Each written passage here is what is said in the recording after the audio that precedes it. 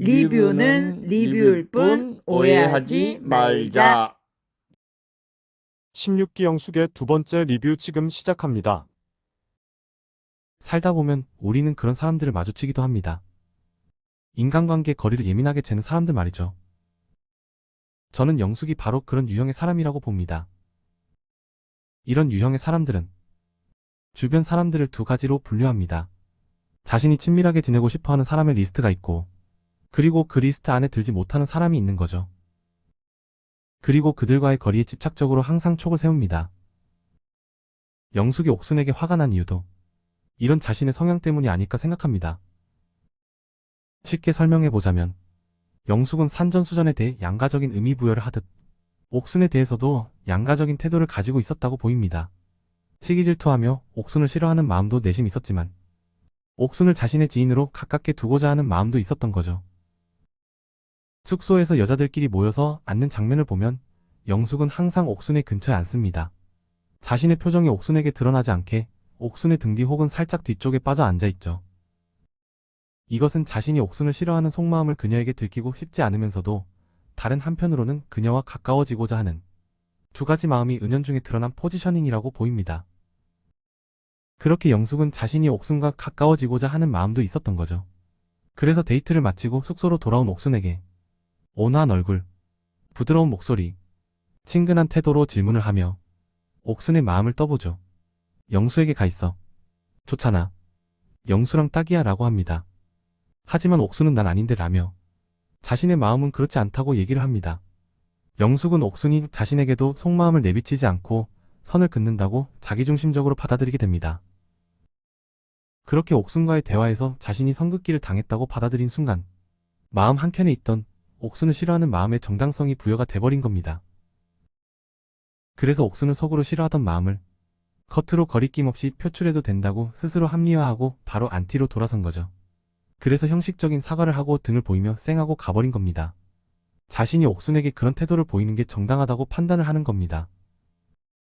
자신이 타인에게 부정적인 모습을 보이기 전에 기본 전제로 남 탓이라는 것을 깔고 들어가는 부분이 저 장면에서도 보이는 거죠.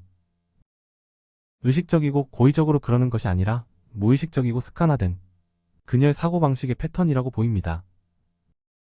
친밀함의 거리를 예민하게 재는 영숙의 성향은 그녀의 말과 행동에서 여러 차례 엿볼 수가 있습니다.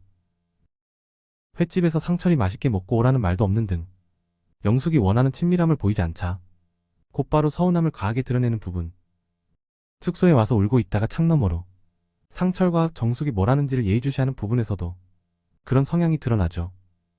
상철과 자신과의 거리가 친밀한가 아닌가 눈치를 살피는 겁니다. 위와는 반대로 영숙이 이성으로서 친밀하게 지내고 싶은 리스트에 광수는 없었기에 고작 말실수 몇 번을 했을 뿐인 광수에게 좀 더 매몰차게 잘못을 지적하며 몰아세운 건 아닌가 하는 생각이 들기도 합니다. 다시는 자신과의 거리를 좁히고 친밀하게 대시할 엄두조차 광수가 내지 못하도록 굉장한 잘못을 저지른 가해자 취급을 하면서 완강하게 거부하는 것이죠. 하지만 만약 싫었다고 해도 광수에게 그렇게까지 대한 것은 분명 큰 잘못일 거고 진정성 있는 사과를 해야 할 겁니다. 그런데 말입니다. 그녀는 왜 항상 예민하게 타인과의 거리를 재고 있을까요? 인정욕구와 통제욕구 때문일 거라고 저는 봅니다. 자존감이 높은 사람은 자신을 좋은 사람이라고 내면에서 스스로 인정할 수가 있어서 타인의 인정을 얻는 데 급급해하지 않습니다. 영숙은 자존감을 높일 필요가 있고 타인을 통제하려는 대신에 자신을 제대로 통제하는 법을 배울 필요가 있어 보입니다. 마지막으로 영숙의 사과문에 대한 저의 생각도 몇 마디 덧붙여 보겠습니다. 사과문을 보니 아직 영숙은 자신의 잘못을 정확히 모르는 것 같습니다. 상황 판단과 대처에 있어서 자신이 매우 서투르고 미숙하다는 점을 모르는 것 같습니다.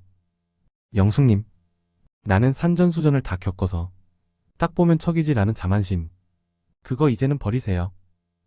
진정 현명한 사람은 내 판단이 틀릴 수 있다라고 두 번, 세 번 고쳐 생각해 볼 수 있는 마음의 여유가 있는 사람일 겁니다.